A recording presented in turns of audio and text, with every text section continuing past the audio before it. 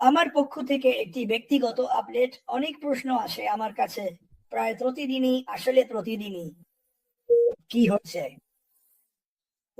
KYC সব, মানে সাধারণত যেসব প্রশ্ন আমি পাই আসলে। আর কেওয়াইসি নিয়ে এখনো কিছুই কার্যকর হয়নি। হবে, কিন্তু এটা নিয়ে চিন্তা করার কিছু নেই। কিন্তু মাফারা যা করছেন, আর আমি জানি না আপনি সোনা বা রূপা সম্পর্কে কিছু জানেন কিনা। যখন তারা সোনা আর রূপা পরিশোধন করে, তখন আসলে ওগুলো আগুনে ফেলে। আর এতে যা হয় তা হলো সব অশুদ্ধতা পুড়ে যায়, আর ভালো প্রাকৃতিক সম্পদ আর সোনা ওপরে উঠে আসে। একটু যেমন বলেন, ক্রিম শত সময় ওপরে উঠে আসে। এটাই এখন মাফারা করছেন। তিনি এই কোম্পানিটাকে পরিশোধন করছেন।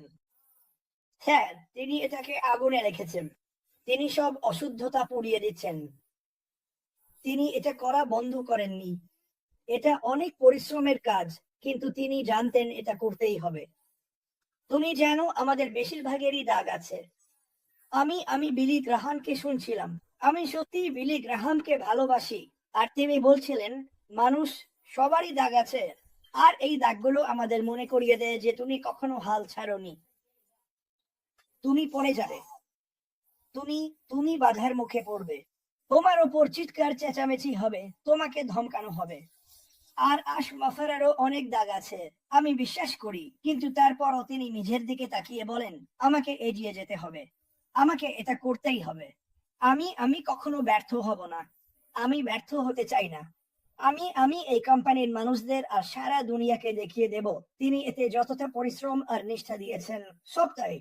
যেমনটা আমি গতকাল বলেছিলাম, তিনি এখন পেছনে বসে আছেন এই সুন্দর ক্যানভাসটা শুকানোর অপেক্ষায়। তিনি পেছনে বসে আমাদের সবার জন্য যা কিছু করছেন সেগুলো দেখছেন। আর আমিও সেটা করি। আমি শুধু নিজের জন্যই নয়, এই কোম্পানিতেও পেছনে তাকিয়ে দেখি, বাহ, এটা এগোচ্ছে, এটা এগোচ্ছে, এটা এগোচ্ছে। তাই মাফারা যা করছেন সেটা ভুলে যেও না। এটাই আজকের জন্য আমার পক্ষ থেকে আপডেট। তিনি এই কোম্পানিটাকে আরো পরিশীলিত করছেন। তিনি বাগানের আগাছা দূর করছেন।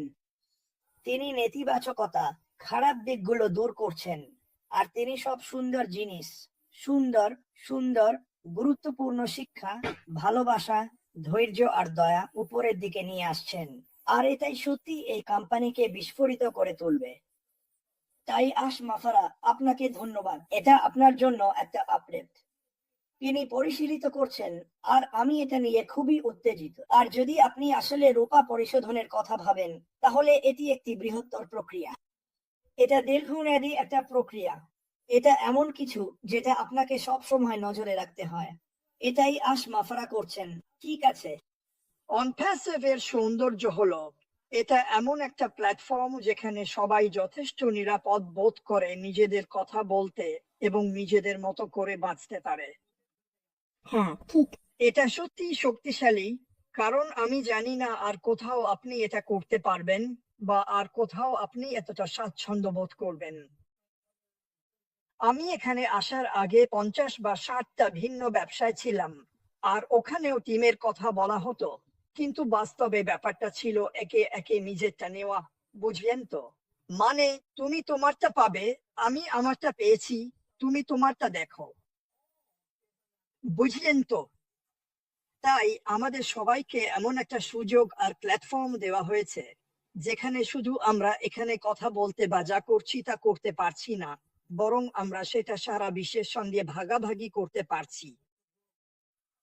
আর আজকে যখন মানুষ তোমার কথা শুনবে, জোয়েটা, যখন তুমি কথা বলছিলে, কেউ হয়তো 5 মাস পরে, 6 মাস পরে এটা দেখবে আর বলবে, ওহো আমার ঈশ্বর, এ তো আমি। শুধু দেখতে আলাদা। আর তারা তোমাকে খুঁজে বের করার চেষ্টা করবে, কারণ তারা নিজেদের সঙ্গে মিল খুঁজে পাবে। হ্যাঁ, আমি পারি, আমি জানি আমি পারি, আমি জানি আমি পারি। এবং সমস্যাটা ছিল, আমরা নিজেকে এমন মানুষের মাঝে রেখো না যারা বলে তুমি পারবে না। তুমি তাদের ভালোবাসতে পারো, কিন্তু তোমার তাদের সঙ্গে থাকতে হবে না, একদমই না। আর আমি খুব খুশি যে অ্যাশ আমাদের সবার জন্য এত বড় একটা কাজ করেছে, যেখানে আমার মতো কেউ যে 20 বছর আগে অসুস্থ হয়ে পড়েছিল, চাকরি হারিয়েছিল, সারা পৃথিবী ঘুরে বেরিয়েছিল, একদিনেই সব হারিয়েছিল, একদিনেই। আর আসলে 20 বছর পর আবারও সেই অসুস্থতা ফিরে এসেছিল, কিন্তু এটা দেখায় দরজা খুলবে, ধরে নাও। আমাদের কাছে 2% আছে। যদি আমরা শুধু সেই 2% করি, আমরা দুনিয়া বদলে দিতে পারি। আমরা দুনিয়া বদলে দিতে পারি। আর আর আমি খুব খুশি। আর আর আর ভাষায় বোঝানো যাবে না আমি কেমন অনুভব করি এই কোম্পানি কি করতে পারে আর কোম্পানির মানুষরা কি করতে পারে। কারণ আমি বলি কি, এই 7 বছরে উহু আমি আমি আমি এখন 7ম বছরে যাচ্ছি। সবচেয়ে বড় জিনিসটা আমি দেখেছি, সেটা হলো মানুষের বিকাশ। এটা বিশাল, আর এর অনেক মানে আছে। আরেকটা কথা মনে রেখো, প্রতিটা মুহূর্তই নতুন করে বাঁচার সুযোগ। প্রতিটা মুহূর্ত নতুন করে বাঁচার সুযোগ। তুমি বলতে পারো না আমি পারিনি, আমি শেষ, আজই প্রথম দিন। মানে যাই হোক, আরেকটা বিষয় আমি বলতে চেয়েছিলাম। আমি জানি আর এটা একটু অদ্ভুত শোনাতে পারে, আমি শুনি মানুষ ক্রিস আর অন্যদের বলে আমাকে না, ধন্যবাদ ঈশ্বরকে, খাক নিয়ে। আর আমি সত্যি বলতে ভাষা হারিয়ে ফেলি। খাক হলো সেই প্রক্রিয়া যেটা দিয়ে গ্রাহকদের পরিচয় যাচাই করা হয়। কোন আর সবাই চাপ দিচ্ছে, এই শুনেছি আমরা কাইট পেতে যাচ্ছি। ওহো, ঠিক আছে। কিসের জন্য? আমাদের তো কোনো গ্রাহকই নেই, আমরা তো এখনো শুরুই করিনি। এটা একটু অদ্ভুতই লাগে, ওরা এমন কিছুর ওপর ফোকাস করছে যেটা অবশ্যই আমাদের ট্র্যাক থাকবে।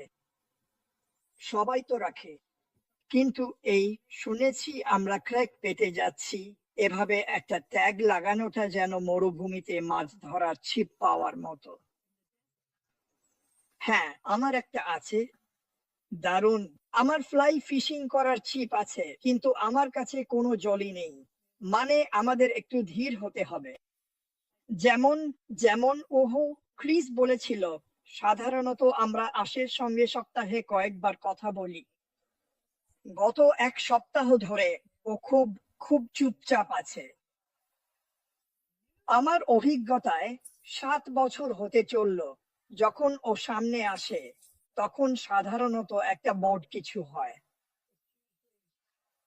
তাই এটা মনে রেখো। আর ও জানেই এখানে যারা আছে, যারা দেখছে, তারা আগুনটা জ্বালিয়ে রাখছে।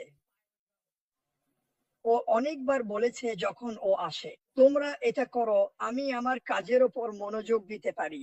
আর যেমন বললাম, তুমি হয় ওর ওপর বিশ্বাস রাখো, নয়তো রাখো না। আর যদি না রাখো, তাহলে এখন পর্যন্ত কেউ তোমাকে বোঝাতে পারবে না। এটা একদমই বৃথা, এটা সময় আর পরিশ্রমের অপচয়। আর আমি সে ধরনের মানুষ নই, কিন্তু আমি ভালোবাসি তাদের সঙ্গে কাজ করতে যারা বিশ্বাস করে। তারা দেখছে, তারা জানে কি হচ্ছে, আর তারা জীবন বদলাতে প্রস্তুত। উম সবাই যা বিশ্বাস করতে চায় তাই বিশ্বাস করে। ওহো, আমার মনে হয় আমরা সবাই ঈশ্বরে বিশ্বাস করি। হয়তো তার জন্য আলাদা আলাদা নাম আছে, কিন্তু তুমি তোমার আসল সত্তা বদলাওনি। তুমি তুমি তুমি নিজের পরিচয় অটল থেকেছো, নিজের মধ্যে থেকেছো।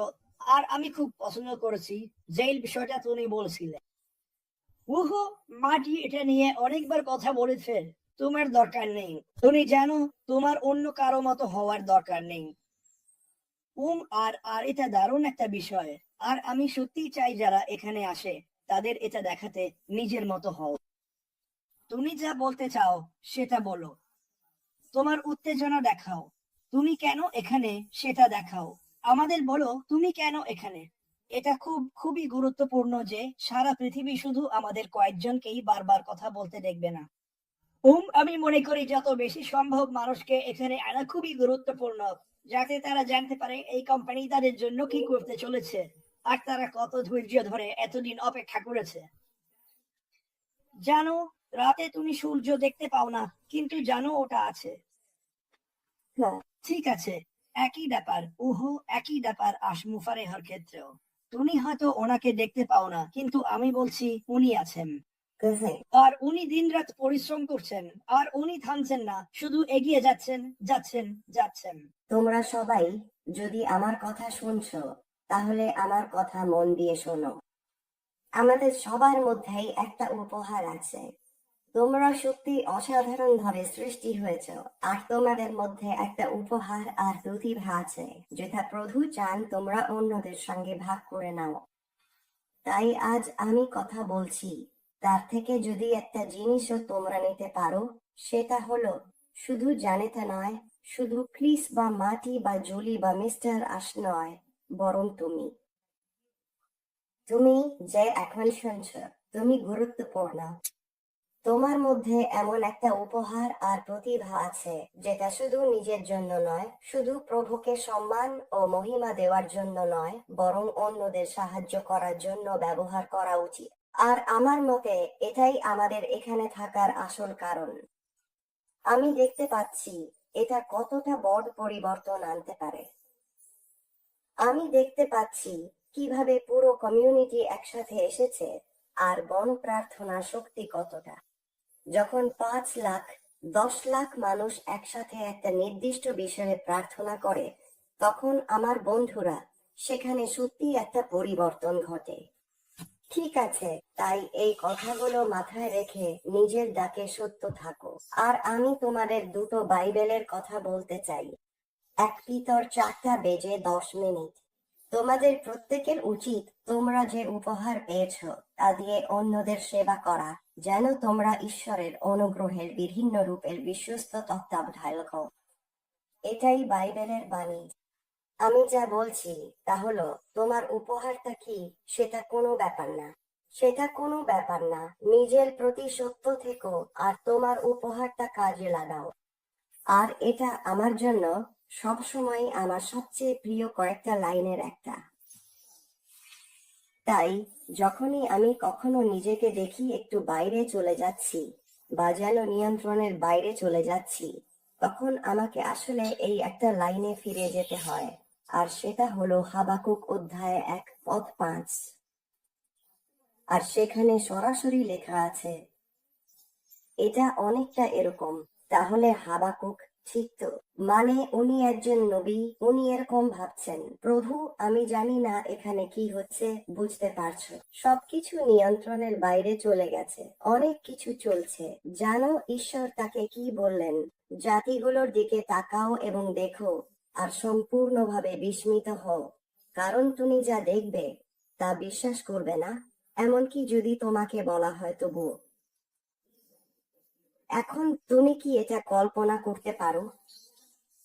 তাহলে আমাকে যেতে হবে, ঠিক আছে? তাই আমি যখন কখনো নিয়ন্ত্রণ হারিয়ে ফেলি, যেটা আমার মনে হয়, মানে আমাদের সবারই হয়েছে, আর যদি তোমার না হয়ে থাকে, তাহলে হয়তো তুমি নিজের সঙ্গে স্বপ্ন, কারণ দুঃখিত, কিন্তু আমাদের সবারই হয়েছে। তাই আমার কথা হচ্ছে, আসলে ঈশ্বর বলছেন, ক্রিস, জানেটা অথবা অন্য কেউ এখানে তোমার নাম বসাও। যদি ঈশ্বর সত্যিই তোমাকে বলতেন, শুধু এই কোম্পানি নিয়ে নয়, কি হতে চলেছে এবং কি ঘটছে, জাতিগুলোর দিকে তাকাও এবং দেখো, আর সম্পূর্ণভাবে বিস্মিত হও, কারণ তুমি যা দেখতে পাবে তা বিশ্বাস করবে না, এমনকি যদি তোমাকে বলা হয় তবুও। এটা যেন ঈশ্বর সত্যিই বলছেন, আমি তোমাকে দেব বুক। তুমি বিশ্বাস করতে পারবে না। যদি আমরা সত্যিই দেখতে পারতাম এই কোম্পানির সাথে কি হতে চলেছে, খুব আমরা বিশ্বাসই করতে পারতাম না। যদি আমরা দেখতে পারতাম সেই পরিবর্তনটা যা ঘটতে চলেছে। মানে দেখো তো, এই কয়েক বছরে আমরা যে সম্পর্কগুলো গড়ে তুলেছি, দেখো কতটা বিশ্বস্ততা, কতটা মেন্টরশিপ, আর কতটা বন্ধুত্ব তৈরি হয়েছে। এটাই তো আসল কথা। এটা সম্পর্কের ব্যাপার।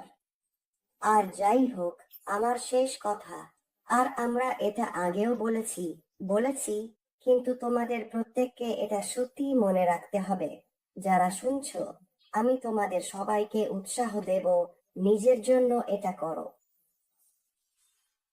ভাবো তো, পৃথিবীর সবচেয়ে ধনী জায়গা কোনটা? সবচেয়ে ধনী জমি, সবচেয়ে দামি রিয়েল এস্টেট, পৃথিবীর সবচেয়ে ধনী জায়গা কোনটা? আমি একবার একটা কনফারেন্সে ছিলাম, তখন এই প্রশ্নটা উঠেছিল আর আমরা সবাই ভাবছিলাম, জানি না তো। তুমি জানো, আমরা সত্যি বিভিন্ন জায়গার কথা ভাবছিলাম, আর ওরা আবারও জিজ্ঞেস করলো, পৃথিবীর সবচেয়ে দামি রিয়েল এস্টেট কোনটা? আর উত্তরটা ছিল কবরস্থান। আর আমরা সবাই চারপাশে তাকিয়েছিলাম, ভাবছিলাম এর মানে কি। আর বক্তা বললেন, পৃথিবীর সবচেয়ে দামি রিয়েল এস্টেট ওই কবরস্থানেই আছে। ওখানেই সব স্বপ্ন, সব প্রতিভা, সব উপহার, সব আবিষ্কার, সব দক্ষতা, যেগুলো কোনোদিনই ব্যবহার হয়নি, কোনোদিনই ভাগাভাগি হয়নি, কোনোদিনই বাস্তবায়িত হয়নি, ওগুলো সব সেখানেই রয়ে গেছে। আর আমি ভাবলাম, আরে বাবা, একই কথা। আমি বলি, ওই কথাটা শুনে আমি তো একেবারে থমকে গেলাম।